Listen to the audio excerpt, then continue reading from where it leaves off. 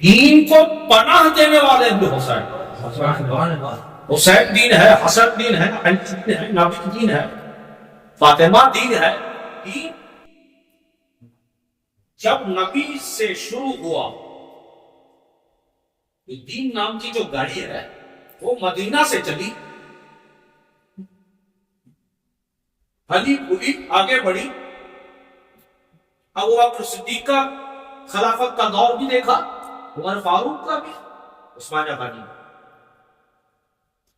اور جب مولا علی کی خلافت کا دور آیا وہیں سے دین نام کی اس گاڑی کے اندر بیٹھے ہوئے جو پیسنجر تھے،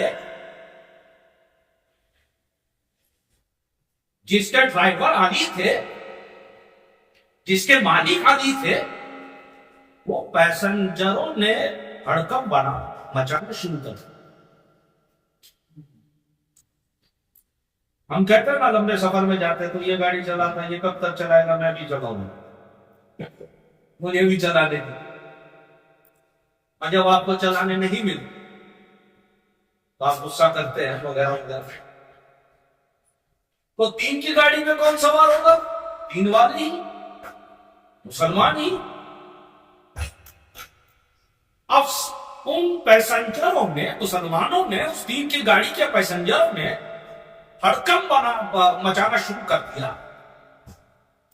آپس میں جو ہے وہ گفتگو، آپس میں پلاننگ، سازشیں. مولا علی تو پھر علی تھے، ٹیکل کیا، کسی نے سیٹیں پھاڑ دی، کسی نے یہ پھاڑ دیا، کسی نے گلاس توڑ دیا. اور اس کے بعد امام حسن خلیفہ ہوئے، مولا کے بعد امام حسن خلیفہ ہوئے، یعنی دین کی گاڑی کا سٹیئرنگ امام حسن کے پاس آیا. تو پھر معاملہ یہ بنا کہ دین کی گاڑی میں جو پیسنجر تھے انہوں نے غور کر دیا اور مسلمانوں کو جو گاڑی میں نہیں تھے، آگے جا کے انہوں نے گاڑی روک دی،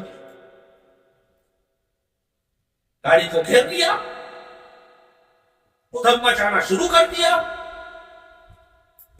اب امام حسن نے دیکھا کہ وہ پیسنجر بھی مسلمان جو اندر ہے اور جو باہر ہے وہ بھی مسلمان، مارے تو کسے مارے، مارے تو کسے مارے، خود تو اپنا ہی مارے گا. کہہ دیا ان کے لیڈر سے آپ بن جائیے خلیفہ، یہ ایگریمنٹ سائن کر دیجیے، خلیفہ بن جائیے. ایگریمنٹ میں یہ تھا کہ آپ کے بعد آپ کا بیٹا یا کوئی اور نہیں بنے گا. یہ خلافت ہاشمیوں نہیں آئی واپس. کہانی یوں ہے، اب وہ تو بڑی لمبی کہانی ہے، اگر سمجھانے بیٹھو تو بہت ٹائم ہو جائے گا.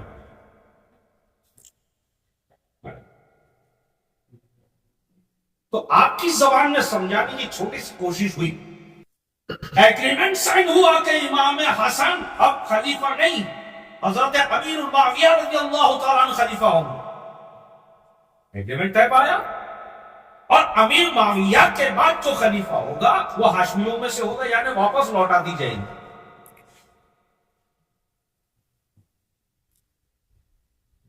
اب حضرت معاویہ بستر مرض میں، بیماری میں، امام حسن بھی شہید ہو گئے. یزید کو بلایا، بیٹا یہ خط پڑھ لینا. اب یزید کو پتا تھا اس خط میں کیا ہے، اگر خط پڑھ لے گا تو خلافت واپس دینی ہوگی. حضرت معاویہ نے کہا کہ خلافت ہاشمیوں کو واپس دے دینی چاہیے. اب قوت بھی نہیں تھی، طاقت بھی نہیں تھی، بستر پر مریض تھے، اور یزید تو پہلے سے شرابی کبابی رہا، تو ظاہر سی بات ہے کہ اس نے عمل نہیں. اب دور یہ کون سا تھا؟ امام حسین. امام حسین نے مولا علی کا بھی دیکھا خلافت کا دور، کیا بیتا کیا نہیں. امام حسن مولا علی کا خلافت کا دور، کیا بیتا کیا نہیں، سب دیکھ چکے تھے، تجربہ تھا. اپنے کو الگ رکھا خلافت سے، کہیں دعویٰ نہیں کیا کہ خلافت واپس ہو. یہ تک نہیں کہا گیا کہ دھوکہ ہوا ہے ہاشمیوں کو واپس خلافت ملنی چاہیے. پالیٹکس میں آپ نے کوئی انٹرسٹ نہیں. دیکھیے آج کا دور بھی وہی ہے. ابھی تو کہیں ہم لوگ مائنورٹی میں ہیں, پہلے تو میجورٹی میں تھے نا. وہاں پر تو مدینہ میں, کربلا میں, مکہ میں, عراق میں سب مسلمان ہی تو تھے. کوئی نہیں جانتا تھا کہ غلط ہوگا. اب کہو گے کہ حسین کو بولنا چاہیے تھا, تو حسین سے لے کے علی بابو تک خود جانتے ہیں امت کا حال کیا ہے. اگر بولنے جائیں گے اسی امت کے کہنے پر, پیچھے دیکھے تو امت غائب ہو جانے والی. اور یہ کربلا میں ثابت بھی ہوا. آج بھی امت کا وہی حال ہے. آپ دیکھیے نا چاروں طرف, خدا پور میں مسجد شہید, امت اپنے ویپار میں مشغول. گھر جلا دیا گیا ہے, امت ویپار میں مشغول. ممبرا میں پانی پڑا تو 3 فٹ کے گاڑی والے آ گئے انٹرویو دینے. پانی کیوں بھرا؟ لیکن جب دین پہ بات آئے تو خاموش. یاد رکھیے دنیا کا ایک بھی مسلمان پر اگر ظلم ہوتا ہے, روز محشر میں ہم سب ساری دنیا کے اس وقت کے مسلمانوں پر یہ جواب دہی ہوگی, اس سے سوال ہوگا. ہماری عبادتیں ضائع ہو جائیں گی, اور یہ سوال ہوگا کہ فلسطین کے لیے تم نے کیا کام کیا, غزہ کیا, ہندوستان میں جو مسجدوں اور مسلمانوں کے ساتھ ہوا اس کے لیے کیا کام کیا. ارے انسانوں کے ساتھ جو ہوا, چاہے اس میں ہندو ہو مسلمان ہو, اس کے لیے تم نے کیا آواز اٹھائی؟ نہیں.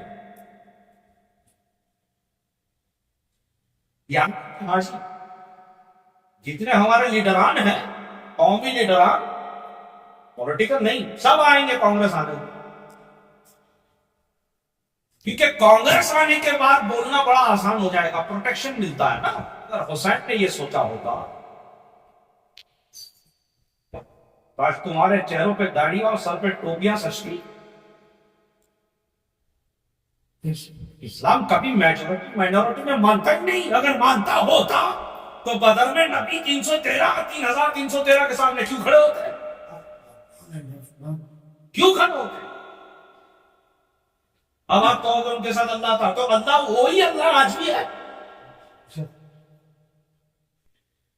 313 ہے, 3313 ہے سامنے.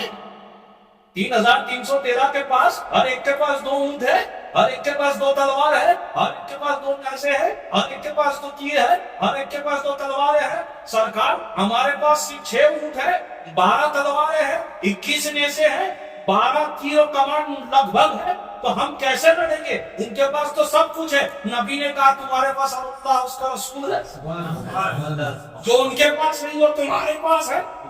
اللہ اس کا رسول ہے. نبی سجدے میں گئے, اللہ سے دعا کی, میرے مولا 313, تو نبی رک سکتے تھے کچھ وقت, تبلیغ اور کرتے, ابو جہل سے ہاتھ ملا دیتے, ایگریمنٹ سائن کر دیتے, تو 2-5 سال کا کر سکتے تھے کہ نہیں. آج تو ہوگا, آج تو ہو رہا, نہیں کرو تو مار کھاؤ. کہ چلیے بھائی آپ جو بولے وہ, ایک دوسرے پہ حملہ نہیں کریں گے, جو بھی واقعات گزرے 2-5 سال ہم محنت کرتے ہیں, مسلمانوں کی تعداد بڑھا کے پھر لڑیں گے نا. نبی نے کہہ دیا, یہ کر کے بتا دیا قوم کو آنے والی قیامت تک کی, ہر مسلمان کو, کہ اگر حق ہو تو پھر اس پر عمل کرو, انتظار نہیں.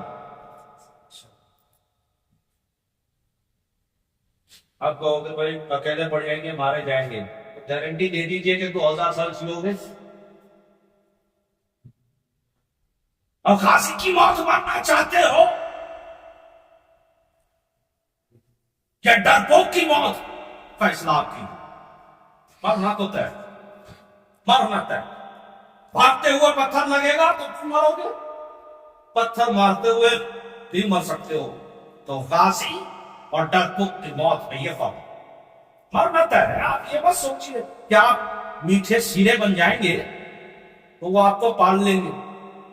مارنے تو طے, بعد میں ماریں گے, کچھ دن مل جائیں گے آپ کو زندہ رہنے کے. اس سے زیادہ کچھ نہیں ہونے والا. اب دور گیا. اگر امید پر بیٹھے ہو کہ ماحول بدلے گا تو آپ سے بڑا غفلت میں کوئی نہیں. کچھ نہیں ہونے والا.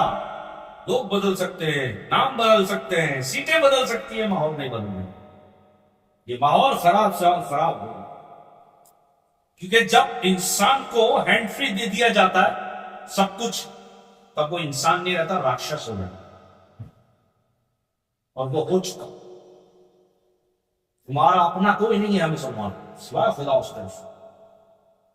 اس کے بعد اگر تمہارا کوئی ہے, اللہ اس کے رسول کے بعد تمہارا کوئی ہے تو تمہارے اپنے سنی. اس کے بعد کوئی ہے تو تمہارے اپنے جماعتی لوگ ہیں. اس کے بعد کوئی ہے تو تمہارے اپنے وہابی لوگ ہیں. اس کے بعد کوئی ہے تو تمہارے اپنے شیعہ لوگ ہیں. اس کے بعد کوئی نہیں. آپ دشمنوں کے ایسے میلے میں آ چکے ہو جہاں شیعہ, سنی, وہابی, کلمہ گو جتنے ہیں, اگر ایک دوسرے کا ہاتھ چھوڑا تو گم جاؤ گے. یہ یاد رکھو. عقیدے کی لڑائی جاری رہے گی قیامت تک. اس پہ ایک انچ بھی پیچھے ہٹنا گوارا نہیں. وہابیوں سے بھی, جماعتیوں سے بھی, شیعوں سے بھی, یا اور کوئی بھی. اعلیٰ حضرت کے نظریے سے ایک انچ بھی پیچھے ہٹنا گوارا نہیں. لیکن جو مارنے والا ہے اسے نہیں پتا وہابی کون ہے, اسے نہیں پتا دیوبندی کون ہے, اسے نہیں پتا جماعتی کون ہے, اسے نہیں پتا شیعہ کون ہے, سنی کون ہے.